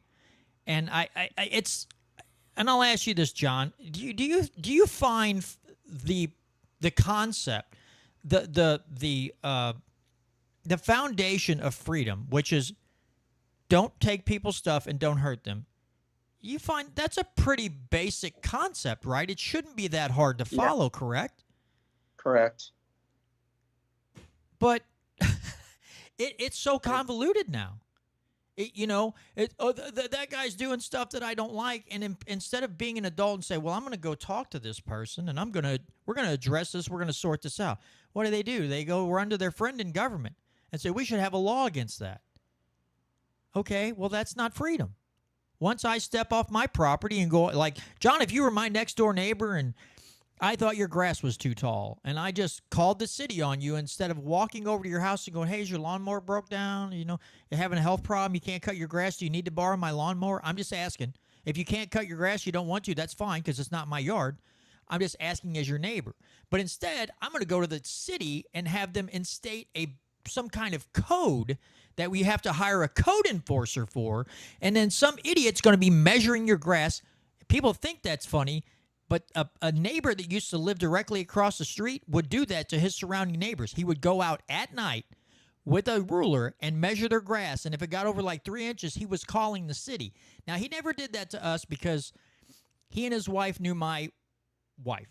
But I had a black German Shepherd at the time, and I thought, if I see some weird old dude in my yard, and it's pretty dark out there, and they open up the door, and the old black German Shepherd bolts off the porch, he's going to see white teeth and hear a bark, and that's all he's going to see, and then he's probably not going to come in the yard again.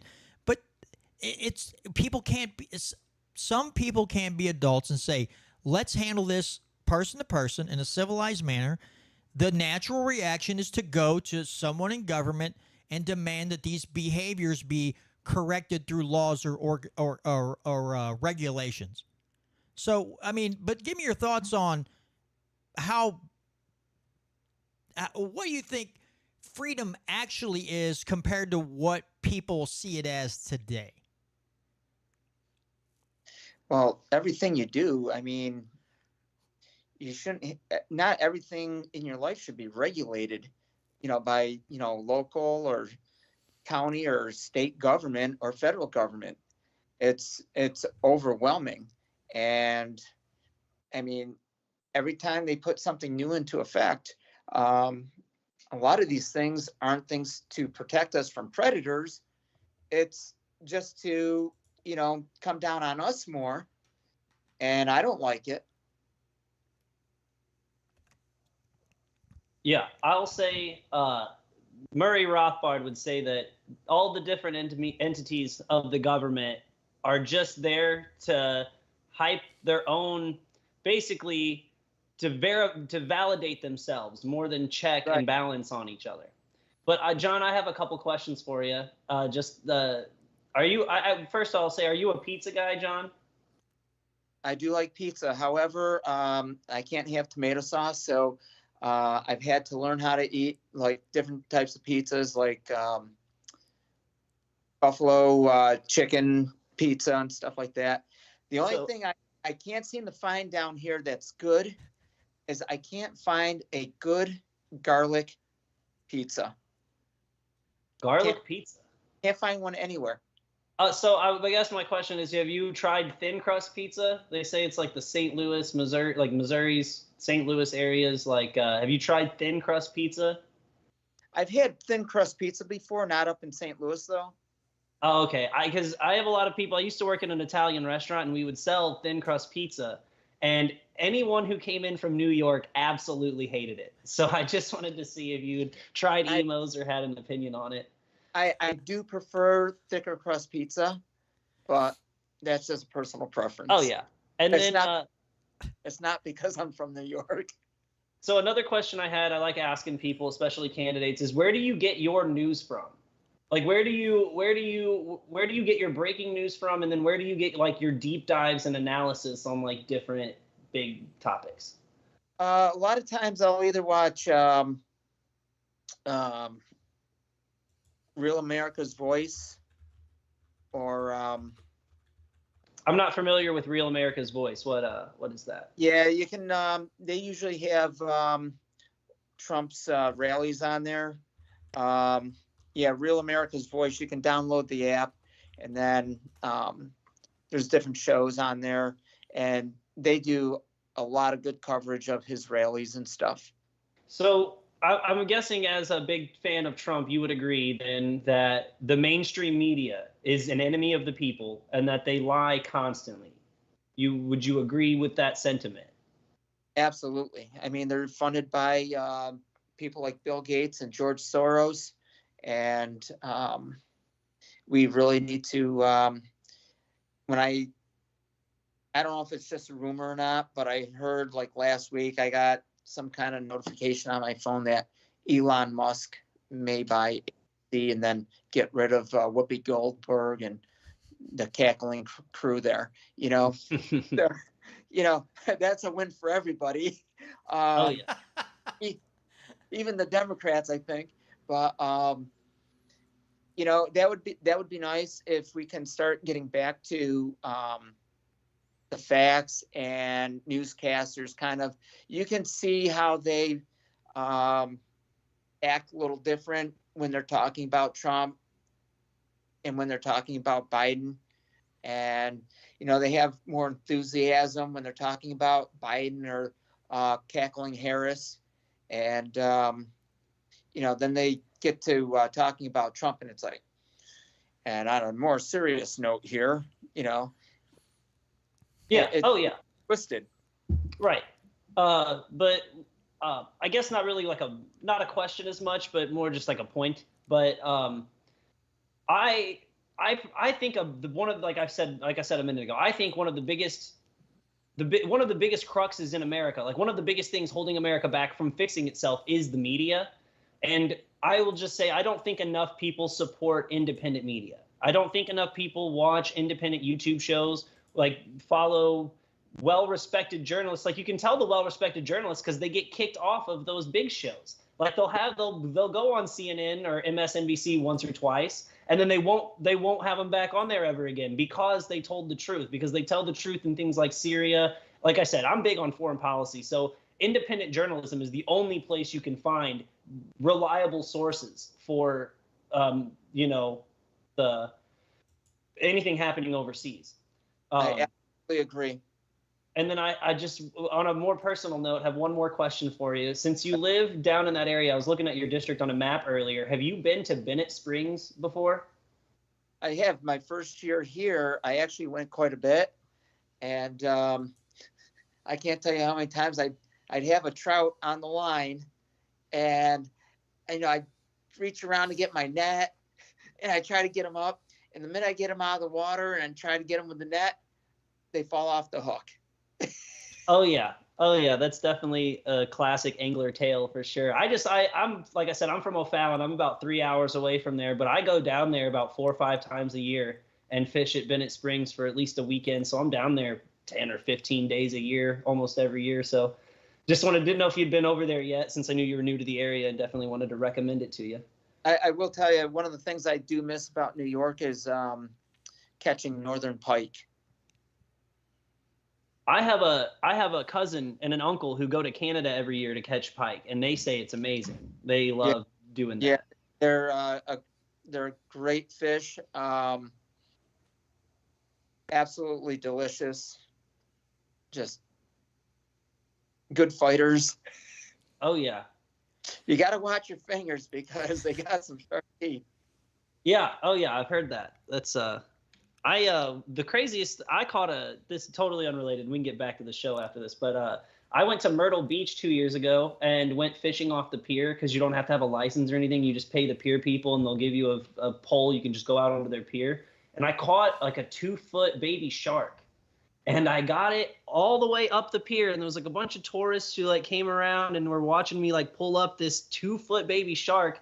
And like a bunch of people, like I didn't get a picture, unfortunately, but like other people took some pictures, and then it fell off of the hook on its own back into the water.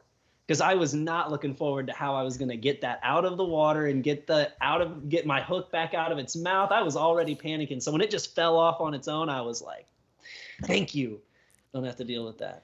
All right. Right. I've got a question here because we were talking about Trump. So Trump, because they want to know, because it does pertain here, John. We've had people attempt. Your thoughts on red flag gun laws, because there have been some people in this state who want to pass them really, really badly. So what are your thoughts on red flag gun laws?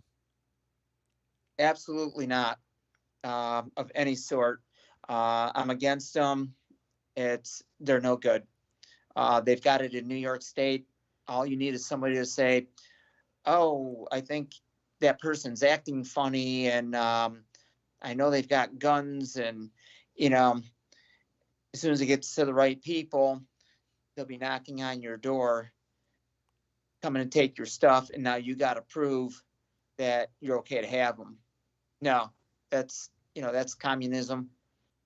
Okay. So I'll just ask a follow-up question if you don't mind. Just yes or no, not yes or no, but would you support any bill that had to deal with taking away the guns of any citizens? Like, is there any scenario or any bill that you would see signing that would give the government more power to confiscate weapons? No, I don't see myself signing any bill like that. Up in New York State, for instance, there was a bill that was signed overnight one time that made 30-round magazines a felony, and I can't even tell you how many I own. And I'm like, there's no way I'm turning them in, getting rid of them, anything. So what I did instead was I went out and I bought a used, cheap enclosed trailer, an old Harley Davidson trailer, bought a gun safe, put the gun safe in the trailer, put all my stuff in there, got it out of my house, and had a friend that was a retired trooper that owned a farm and said, "Hey, can I park a trailer at your place?" He's like, "Sure." Like, done. There you go. So, So, John, do you have a question? Sorry. no, I'm good. So we got a little over 10 minutes left, and I want to bring this up because it is something that apparently happened within the last 24 hours. And John, I want your thoughts on this. So now apparently the Missouri governor has just issued an executive order banning the sale of intoxicating hemp products, including we have a local business here he's about 15 minutes away called Slap Happy Beverage Company. They make a mellow-cello. So it's a limoncello drink infused with Delta 8 hemp. And it says this means that if nothing changes by September 1st, our entire beverage line will be illegal in the state, despite being federally legal. So anybody that's making any type of intoxicating hemp product, this executive order will ban said products. And here's the thing, John. We passed medical marijuana here a few years ago, and now Amendment 3 passed, which makes recreational legal. And we knew, I was talking about this as the amendment was going to hit the ballot. Former Representative Ron Hicks had a great bill that, of course, the leadership in the House completely derailed and sabotaged. That had to do with recreational marijuana. But we knew when this went through because the people that funded this amendment and paid people to get enough signatures to get it on the ballot were all out-of-state companies. They were all out-of-state dispensary companies, and they had businesses in here, and they're looking out for their own good. So now the original push was, well, if you want to buy Delta 8 products, hemp-based products, you'll have to go to a dispensary. Now it's just being wiped out completely. We're banning them altogether.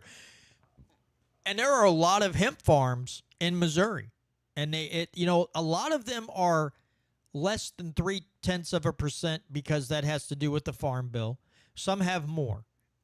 What are your thoughts on a governor just flat out eliminating and banning the sale of intoxicating style hemp products? Well, okay, so they legalized recreational marijuana and everything, and hemp products, and now, and the swipe of a pen, one guy wants to make it illegal. No, I don't agree with that. It's just, that's ridiculous. I mean, it took the state house and senate to pass legalizing marijuana and all that stuff to begin with, and taxing it. If it's legal, it's legal. I don't see where one product, as long as it's not, unless there's a problem with it health wise, where it's killing people. I mean, we already know you can't drive while intoxicated anyways, so you're not supposed to. So what you do at home, I mean, I don't know why it's a big deal. Well, I will say that this is the part of this is the kind of stuff that made me want to ideologically separate myself from the Republican Party. It's this kind of stuff that makes me not want to put my name, in principle, in theory, conservatives say they stand for lower government. They stand for, less regulation and all this stuff. But it's this kind of action that made me really take a step back away from the Republican Party and say these people don't represent my principles 100%. And so, I mean, I'm not trying to dog out all Republicans or the conservatives in Missouri. I'm just saying that this, for me personally, is the kind of antics that they pull all the time that make me I can't align myself with that party anymore. I mean, it's like the ATF. You don't know from one day to the next what new regulations on what the ATF is doing. So one day you got something that is legal, the next day it's illegal, and then a year from now it's legal again. I mean, you don't know what to do. Yeah, everything is arbitrary. I was told by someone, a representative, that Parson came out and he's like, I don't like this Amendment 3 thing. But one of his best friends was a big shot in bankrolling Amendment 3. Apparently runs a lot of dispensaries. And I think all this was as a parting shot for Parson and his friends, excuse me, is that this was a way to make his friends more money, because if they eliminate intoxicating Delta 8 hemp-derived products, then you drive everybody to dispensaries. Now, I don't know. I don't partake anymore. I used to, but I've heard about how pricey items are in a dispensary. And a lot of people say it's just disgusting stuff. Some of it's just nasty, and it's like, okay, I'm paying this much money for ditchweed, basically is what they call it. And so we're doing this. And I mean, that's it. It is another regulation to eliminate competition so that everything is driven strictly to the dispensaries. And, I hope this sounds, people won't like, some people don't, I hope there's a big black market of Delta 8 hemp-derived products everywhere. Because when government regulates like this, the government creates a black market. The black markets, which Republicans and Democrats love to just become, hand-wringing, hanky-stomping wine bags about, they, in fact, create these black markets by banning said products or over-regulating and then causing horrible price increases. They create the black markets. So is this opening a door for law enforcement to come in and say, oh, you've got, you're growing hemp? Like, oh my God, the horror, I'm growing hemp plants in my house. Oh my God, it might kill all the neighbors with the toxic fumes, unlike the radioactive fire underneath a landfill in St. Louis, which is way more dangerous than my hemp plant or the hemp Yeah. flower that I partake of. But it's I wonder how many. I know Ron Hicks is. I guarantee you, his hair burst into flames when he heard about this, because Ron was a huge proponent and still is proponent of the hemp industry. I think he works for some kind of business now that works in lobbying to get more hemp farming and opening up hemp farming in Missouri, which I tend to think is a great idea. I think it's a cash crop for farmers. If you just said, we're not regulating it, if you want to grow hemp for clothing, rope, hempcrete, bottles, who cares? What's that? Sell it to China. Yeah, I mean, the thing is, it's like, okay, these conservatives, or as my friend call them, conservatives, love to talk about being pro-farmer. Okay, be pro-farmer. Deregulate hemp. Let them grow hemp. We know how robust and strong hemp products are, and we know what kind. I mean, the founders grew hemp like mad. And all the rigging for the ropes and the sails of their boats was made from hemp. Their clothes were made from hemp. It was a cash crop for them. And what do we do instead? We're going to eliminate a whole industry and screw you farmers. And oh, by the way, I'm pro-farm, but I won't vote to eliminate the personal property tax on every head of livestock and every piece of equipment and building you own. But I'm so pro-farmer, I will tax you into the dirt and eliminate family farms so my big ag buddies can come in and sell or buy your land on the, for pennies on the dollar and grow their farms and screw you all over. It just irritates me to no end. Yeah, Bill Gates is either the biggest landowner, or he's in the top 3, I think, largest landowners in the state. It is. So it is insane. So when all these big companies come in and buy out our family farms, because, I mean, who wants to work 365 days a year, 12 plus hours a day for nothing, for no money? Who's going to sign up for that? I'm not going to sign up to work those kind of hours. No, it's a tragedy and it's a travesty. All right, John, we got about 3 minutes left, so I'll leave the last 3 minutes to you. Give us some parting words before we end the show. Let people know where they can find out more about you. Okay, so I've got my website here. So it is johnsperperian.weebly.com. I will put that in the live chat right now. So if I can spell it right, .weebly.com. All right. So if you go into the live chat, people, and I'll put it in the show notes too, so people can find you. Oh, and he's also, this is something I've never seen before. John puts his phone number on all his signs everywhere to say, you got a question? Call me and ask me. Yep. Call me and ask me. Which I have to say, you're way more trusting than I am, because I'm afraid I'd get crank call after crank call, like, we're going to blow this guy's phone up and we're going to make his life a living hell. But go ahead. Oh, I was going to say, I used a Google Voice number for my campaign website. So it doesn't go to my direct number. It goes through Google Voice and then goes to my phone. So it's a separate phone, but I mean, it's a phone that I carry, with me all the time. And, I believe if I'm going to work for the people, I should be available for them to talk to, reasonably. And, don't call me at 2 a.m, but,